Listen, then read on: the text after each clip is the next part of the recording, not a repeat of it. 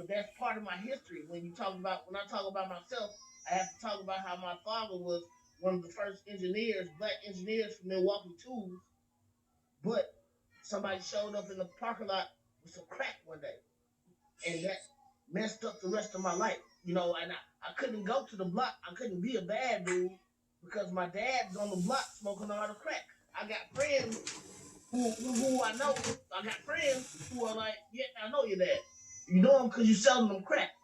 So I couldn't go be a bad dude, and basically I rebelled all my life against what I couldn't or wanted to do.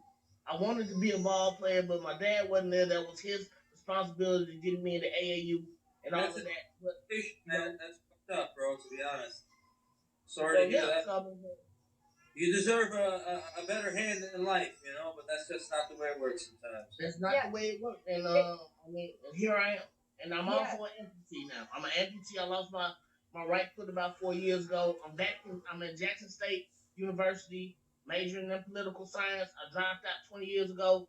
I got my associate's degree 2 years ago from Hines Community College in Mississippi. And what I do with I mean, it's just like she said, like Kayla said, it's the best and the worst of life. It's nothing sugar coated. My opinion varies very. My opinion doesn't count very much as to me about what I'm posting because what I post is just what it is. I'm sure.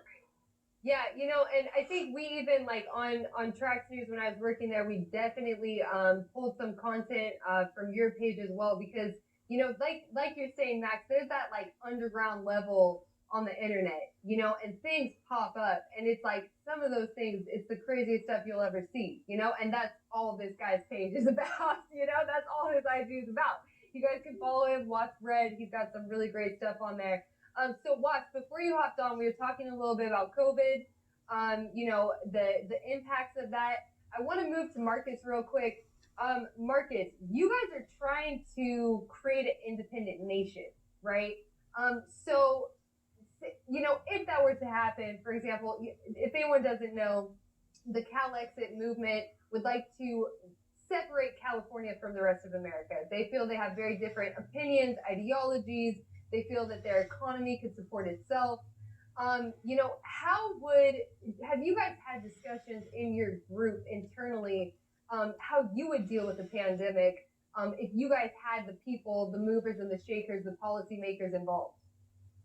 Well, the pandemic's already highlighted all on its own why California should be an independent country. I know that sounds like a radical idea, but just three quick examples right off the top.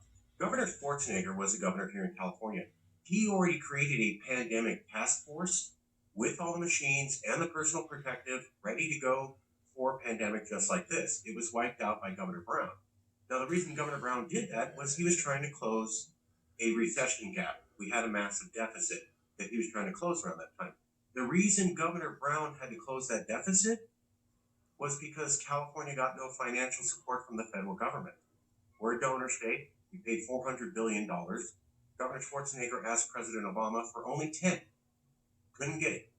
And so we had to cut things like our pandemic response, which was already in place. If we hadn't done that, there'd be almost no deaths here in California. So example number one, we're a donor state, have to cut things in order to and support 25 states. If we hadn't done that, we would have thousands of people who never died here in California because of our personal protective equipment would have been up in place. Secondly, Governor Newsom said straight up, we're not going to listen to the federal government's guidelines on how to reopen the economy. We're going to do our own thing. That's technically nullification, last seen by South Carolina in 1860. You don't get to just tell the federal government, I don't care what you say, do what I want. Our governor literally did it and said nation state while doing it. So he's saying, we're going to ignore the federal government. We're going to do whatever we want. And by the way, we're a nation state. Californians love that. They loved hearing their governor say, we basically are a nation. We could care less what the feds say. And they felt safer by it. Then finally, let's get to the stimulus. A lot of people don't want to talk about it. We're going to go into a recession. The reason that we are is because the Democrats and the Republicans, not just Trump, Nancy Pelosi as much, and Schumer, Democrats and Republicans, Washington, D.C., could not agree on a stimulus deal. They should have done it a month and a half ago. Now, if they do it, it's too late. You basically can't go into recession and cut debt. At some point, you have to bounce out of it. We've already passed the boomerang period. So we're going into recession. They should have passed the stimulus around November, December. They didn't because Pelosi wanted to win the election and she thought it might help Trump. So if California was independent, we would have had a pandemic response system already in place. People would be alive. We wouldn't have had to cut it to support America. We would continue to have our own protocols independent of what the federal government did, which we just did, and everybody loved it here, while calling it nation state. And finally, we would have stimulus. I mean, we would have got those checks to people when they needed it. We're going to go into recession, and people are going to have the worst Christmas they've had in about 50 years, and that's because California was dependent upon America. So this thing already showcased how we could do a lot better on our own and are doing better on our own. That's very interesting highlights. And I didn't know that about Governor Newsom calling California a nation state.